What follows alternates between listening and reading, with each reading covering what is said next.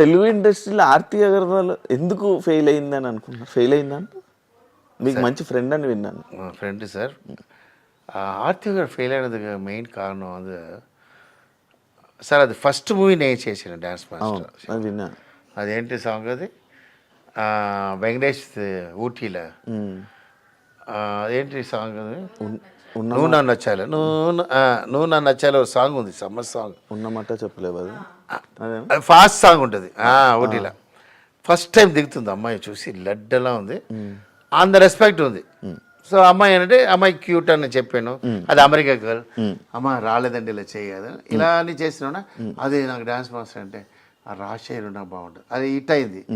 దాని సాంగ్ అండి నేనే రాజశేఖర్ బాగుంటుంది, రాజశేఖర్ ఉంటుంది అని ఇలా చేసిన అమ్మాయి ఒక అదే చెప్తానంటే మంచి అమ్మాయి ఉండకూడదు, మంచివాడు వేసిన మంచి అమ్మాయి బ్యాడ్ అయింది, ఎవరితో లవ్తో డిస్టర్బ్ అయింది, నా పేరు చెప్పాడు, ఆడ నమ్మి మిస్ అయింది.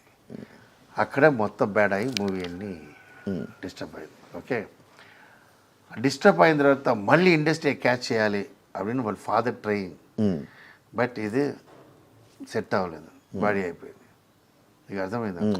నా రణం మూవీలో, రణం 2లో ఫస్ట్ అమ్మాయి నా బుక్ చేశాను, అన్నీ బాగుంది. ఇది సెకండ్ షెడ్యూల్ పిలిచినప్పుడు జాకెట్, అదే జాకెట్ సెట్ అవ్వలేదు, ఉకాంది ఏడుస్తుంటుంది లోపల, రాజశేఖర్ జట్టి ఇది సెట్ అవ్వలేదు, సరే స్టిచ్ చేస్తా మళ్ళీ ఫ్యాట్ అయి ఉంటుంది. ఎంత చెప్పినా అది வந்து ఫుల్, ఐ మీన్ సంథింగ్ అది రాంగా థైరాయిడా నాకు తెలియదు, అంత ఫ్యాట్ అయిపోతుంది.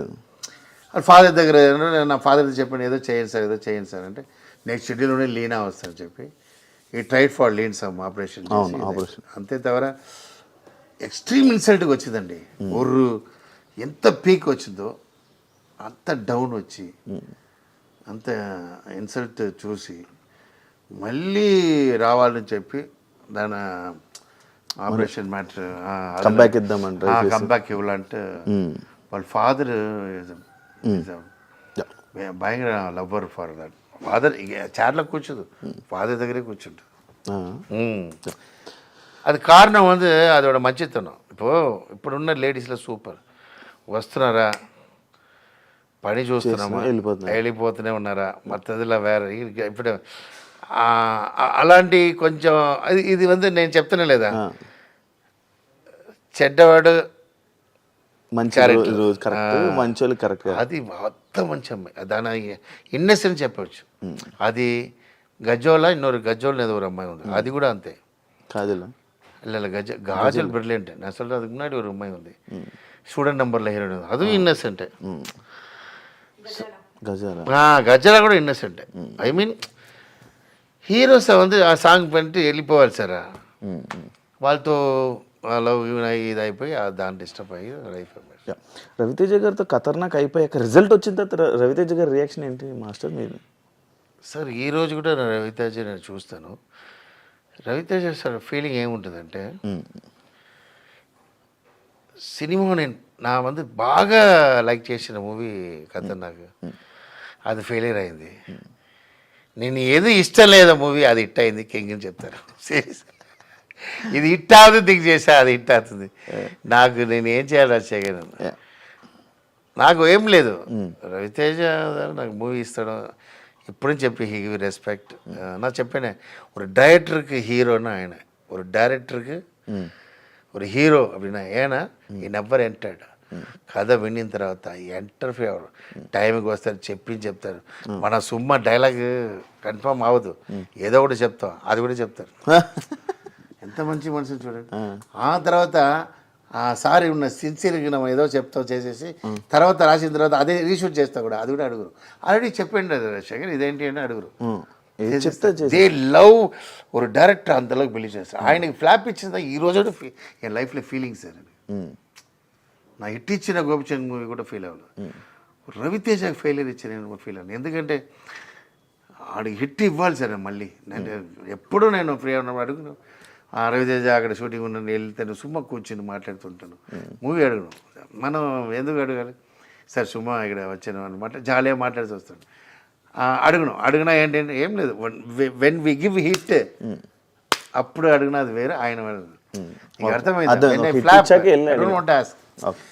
సో జస్ట్ మాట్లాడతా సార్, ఆ మూవీ చూసాను సార్, బాగా చేస్తారు, is the hero of the director sir. అలాంటి పర్సన్ దొరకడం చాలా కష్టం. కొరియోగ్రాఫర్గా ఉండుంటే ఇంకా ఎక్కువ వండర్స్ సృష్టించేవాడిని, అనవసరంగా డైరెక్షన్ ఫీల్డ్లోకి వచ్చాను అని ఎప్పుడైనా ఫీల్ అయ్యారా? మీకు తెలీదు, నేను డైరెక్టర్ ఎవరికి వస్తుందని డ్యాన్స్ మాస్టర్ నేను. అవునా? చిన్నప్పటి నుంచి డైరెక్టర్ అని నాకు అంబిషన్. అసిస్టెంట్ డైరెక్టర్ పంపిస్తారు డాడీ.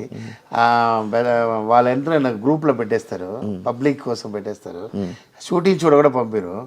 ఇలా 2-3 ప్లేస్లో నేను వెంకటేష్ డైరెక్టర్తో చేశాను, అసిస్టెంట్ డైరెక్టర్ చేశాను, కేఎస్ రవికుమార్తో చేశాను.